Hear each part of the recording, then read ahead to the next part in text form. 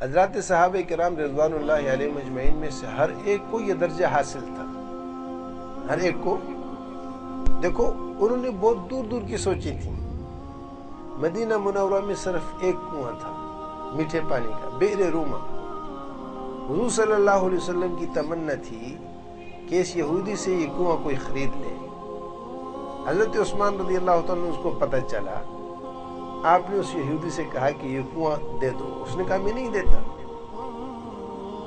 بہت زور لگایا، اس سے اس کی بڑی کمائی تھی، ہر ایک کو پانی بیچتا تھا۔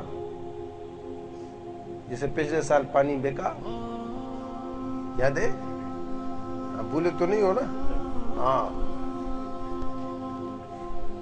ایسے وہ پانی میٹھا پانی بیچتا تھا، اور یہ ایک ہی میٹھا پانی تھا مدینہ منورہ میں، بئر روما کا۔